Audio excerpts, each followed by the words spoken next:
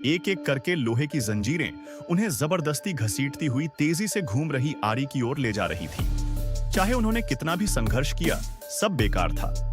इसी बीच एक लाउडस्पीकर से आवाज आई, जीवित रहने के लिए खून बहाना जरूरी है।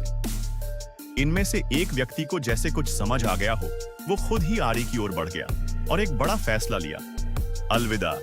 वो कांपते हुए आरी की तरफ गया, फिर हिम्मत जुटाकर अपना हाथ धीरे से घूमती हुई ब्लेड पर रखा। हैरानी की बात यह थी कि जैसे ही उसने विरोध करना छोड़ा, उसे पार पाने का रास्ता मिल गया। छोटी में को जैसे ही यह समझ आया, दर्द की परवाह किए बिना वह तुरंत यह तरीका अपने साथियों को बताने दौड़ी। फिर सभी ने डरते डरते ये तरीका अपनाने की कोशिश की। अपने आप को बचाने के लिए मैंने हमेशा अपने आप को बचाने की कोशिश की है।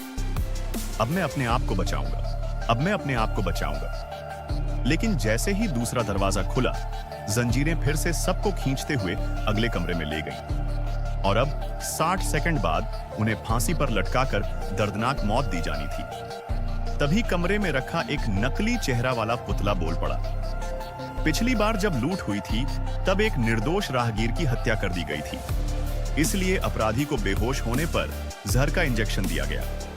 उस जहर का इलाज यानी सामने रखी 3 इंजेक्शनों में से एक में है, लेकिन 2 में जहर से भी खतरनाक तेजाब है।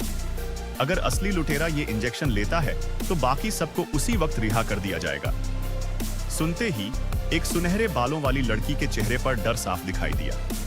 वो ही असली लुटेरी थी।